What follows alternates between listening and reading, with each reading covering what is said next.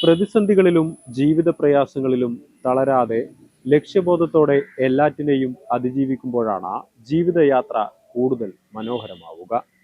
ഇതിൻ്റെ ഉത്തമ ഉദാഹരണമാണ് തയ്യൽക്കാരിയായ ഒരു സാധാരണ വീട്ടമ്മയിൽ നിന്നും സർക്കാർ ജീവനക്കാരിയും എഴുത്തുകാരിയുമായി മാറിയ ഒരു നാട്ടിൻപുറത്തുകാരിയുടെ ജീവിതം. അവരുടെ പ്രചോദനാത്മകമായ ആ ജീവിത കഥ കേൾക്കാം. എല്ലാ കഴിവുകളും ഉള്ളിലൊതുക്കി, എല്ലാ സങ്കടങ്ങളും ഉള്ളിലൊതുക്കി ജീവിക്കുന്ന കുറേ സ്ത്രീകളുണ്ട്. നമ്മൾ അറിയപ്പെടാത്ത കുറേ സ്ത്രീകളുണ്ട്. അങ്ങനെ ചട്ടക്കൂടിൽ ജീവിക്കുന്ന സ്ത്രീകൾ. അവർക്ക് വേണ്ടി ഞാൻ എഴുതിയ കവിതയാണ് അതിജീവനം. ചിതലെടുക്കാത്ത ഞാൻ എന്ന പെണ്ണിന്റെ അതിജീവനം, ഹൃദയത്തിൽ അഗ്നി കൊളുത്തി വെച്ചാൽ. അങ്ങനെ 2025 ഏപ്രിൽ മാസം എനിക്കൊരു വല്ലാത്ത സാഹചര്യം ഉണ്ടായി. സാഹചര്യം എന്ന് വെച്ചാൽ മരണത്തിനും ജീവിതത്തിനും ഇടയ്ക്ക് നിൽക്കുന്ന ഒരു സാഹചര്യം. ആ സാഹചര്യത്തിൽ എനിക്ക് ആ ഒരു ദിവസം, ആ ഒരു നിമിഷം മുന്നോട്ട് പോകാൻ പറ്റാത്തൊരവസ്ഥയായിരുന്നു.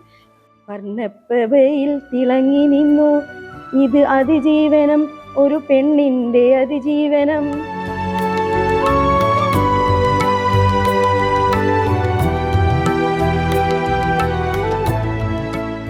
എൻ്റെ പേര് ബീന ബിജു.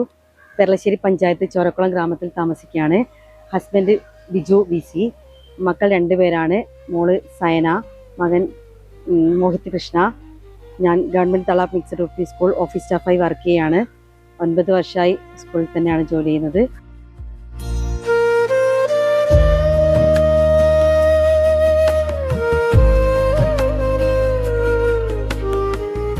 ഞാൻ സാധാരണ കുടുംബത്തിലാണ് ജനിച്ചത്. ഡിഗ്രി സെക്കൻഡ് ഇയർ പഠിക്കുമ്പോഴാണ് എൻ്റെ കല്യാണം കഴിഞ്ഞത്. ഫൈനൽ ഇയർ ക്ലാസ്സിന് പോയിരുന്നു, പക്ഷെ എക്സാം എഴുതിയില്ല.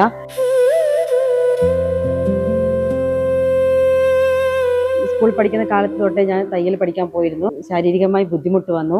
അങ്ങനെ തയ്യൽ പണി ഉപേക്ഷിക്കേണ്ടി വന്നു. അപ്പോൾ ഞാൻ ഹസ്ബൻഡോട് എന്തെങ്കിലും ഒന്ന് ചെയ്യണം എന്ന് പറഞ്ഞപ്പോൾ അവർ പറഞ്ഞു, നീ ഇന്ന് PSC കോച്ചിങ് ക്ലാസ്സിന് പോയിക്കോ, എന്നിട്ട് പഠിച്ചോ, എന്നിട്ട് ഗവൺമെൻറ് ജോലി വാങ്ങിക്കോ എന്ന് പറഞ്ഞു. അപ്പോൾ ഞാൻ അങ്ങനെയാണ് PSC കോച്ചിങ് ഗ്രാൻഡ്മയിലേക്ക് എത്തുന്നത്. ഭർത്താവ് കൺസ്ട്രക്ഷൻ വർക്കായിരുന്നു. രാവിലെ അവരെ പണിക്കാർക്കൊക്കെ ഭക്ഷണം ഉണ്ടാക്കി കൊടുക്കണം, മക്കളെ സ്കൂളിൽ വിടണം, പിന്നെ കുറച്ച് തയ്യൽ പണി എടുക്കുന്നുണ്ടായിരുന്നു. എല്ലാം കൊണ്ട് മുന്നോട്ട് പോകാൻ പറ്റാത്ത അവസ്ഥയിൽ അവിടെ നിന്നാണെങ്കിൽ എല്ലാ ദിവസവും പഠിച്ചിട്ട് തന്നെ പോകാൻ വേണം. പഠിക്കാഞ്ഞാൽ ഭയങ്കര പ്രശ്നമായിരിക്കും, പുറത്താക്കലും അങ്ങനെ ഇമ്പസിഷൻ, ഇതൊന്നും എന്നെ കൊണ്ട് താങ്ങാൻ പറ്റാത്ത അവസ്ഥയപ്പോൾ ഞാൻ ഒരു ദിവസം അവിടെ നിന്ന് കരഞ്ഞപ്പോൾ മാഷി ചോദിച്ചു, നീ എന്തിനാ കരയുന്നത്? ഞാൻ പറഞ്ഞു, മാഷി എനിക്ക് മുന്നോട്ട് പോകാൻ പറ്റൂല, എനിക്കാവുന്നില്ല എന്ന് പറഞ്ഞു. അന്ന് എൻ്റെ കോലെല്ലാം അങ്ങനെയായിരുന്നു. രാവിലത്തെ ഒരു തിരക്കിന് പോവുക, അങ്ങ് ഓടി പോവാന്നേ ഉള്ളൂ. മക്കളെ ചെറിയ മക്കളായതുകൊണ്ട് അവരെ സ്കൂളിൽ വിട്ട് പോകുമ്പോൾ ഭയങ്കര ബുദ്ധിമുട്ടായിരുന്നു.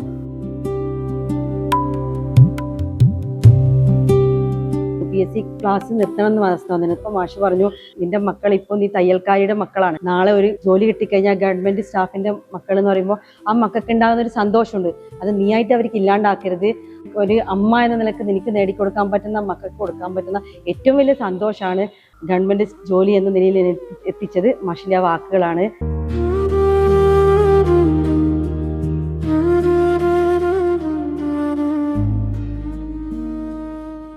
ഞാൻ 2025 എഴുതാൻ തുടങ്ങിയത്.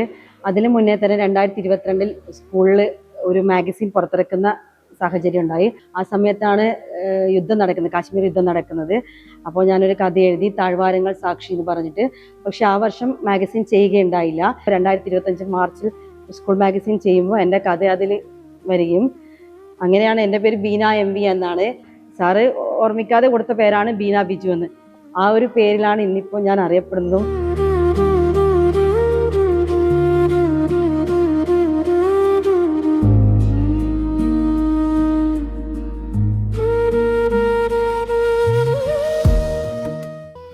ോളം കവിതകളും 10-40 കഥകൾ എഴുതിയിട്ടുണ്ട്. അതിൽ 37 കവിതകൾ ചേർത്തിട്ടുള്ളതാണ് ഈ കവിതാ സമാഹാരം എന്നിലേക്ക് എന്ന പേരിൽ പുറത്തിറക്കിയിട്ടുള്ളത്. അത് പ്രകാശനം ചെയ്തത് വയലാർ ശരത്ചന്ദ്രവർമ്മ സാറാണ്. അത് ഏറ്റുവാങ്ങിയത് എൻ്റെ മകനാണ്. 4 പുരസ്കാരങ്ങൾ ലഭിച്ചിട്ടുണ്ട്. 2025 ഗ്രാമസ്വരാജ് ഫൗണ്ടേഷൻ ഏർപ്പെടുത്തിയ PN പണിക്കർ പുരസ്കാരം ലഭിച്ചു. എൻ്റെ ഒരു കവിതക്കാണ് ലഭിച്ചത്. വനിതാ ദിനത്തിൽ മാർച്ച് 8 ഒരു പുരസ്കാരം ലഭിച്ചു. കോട്ടയത്ത് വെച്ച് നടന്ന പൈലമ്മ പുരസ്കാര വേദിയിൽ വെച്ച് ആദരിക്കപ്പെട്ടു. പിന്നെ അക്ഷരജ്യോതി പുരസ്കാരം ലഭിച്ചിട്ടുണ്ട്. അതും വയലാർ ശരത്ചന്ദ്രവർമ്മ സാറിൽ നിന്നാണ് ഏറ്റുവാങ്ങിയത്. കുറെ കൂടി വായിക്കണം, കുറെ കൂടി നന്നായി എഴുതണം. എൻ്റെ തൂലിക തുമ്പിനാൽ സമൂഹത്തിലേക്ക് എന്തെങ്കിലും ഒരു മെസ്സേജ് പാസ് ചെയ്യാൻ പറ്റുമെങ്കിൽ അത് വലിയ കാര്യമാണെന്ന് ഞാൻ ചിന്തിക്കുന്നു. എൻ്റെ നോവൽ പകുതിയിലാണുള്ളത്. അതൊന്ന് പൂർത്തിയാക്കണം, അതൊന്ന് പ്രസിദ്ധീകരിക്കണം. സ്ത്രീകളായാലും പുരുഷന്മാരായാലും തളരരുത്. ജീവിതത്തിൽ നമുക്ക് മുന്നോട്ട് പോകാൻ പറ്റണം. ഏത് പ്രതിസന്ധി വന്നാലും അതിനെ പിടിച്ചു നിൽക്കാൻ പറ്റണം. അവിടെ നമുക്ക് ഈ നിമിഷവും കടന്നു പോകും എന്ന ചിന്ത എല്ലാവർക്കും ഉണ്ടാവണം. എന്നാൽ മാത്രമേ നമുക്ക് അടുത്ത നിമിഷം മനോഹരമായിരിക്കും എന്ന് നമുക്ക് അത് അറിയാൻ പറ്റൂ. അല്ലാതെ ഈ നിമിഷത്തിലുള്ള ദുഃഖങ്ങളും കൊണ്ട് നിന്ന് അത് ആത്മഹത്യയിലേക്കോ മറ്റുള്ള അവസ്ഥയിലേക്കോ പോയി കഴിഞ്ഞാൽ നമുക്ക് നാളെയുടെ സൗന്ദര്യം ആസ്വദിക്കാൻ കഴിയില്ല.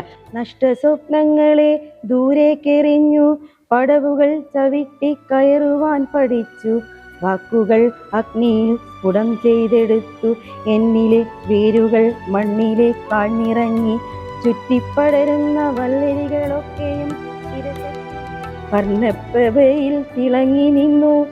ഇത് അതിജീവനം, ഒരു പെണ്ണിന്റെ അതിജീവനം.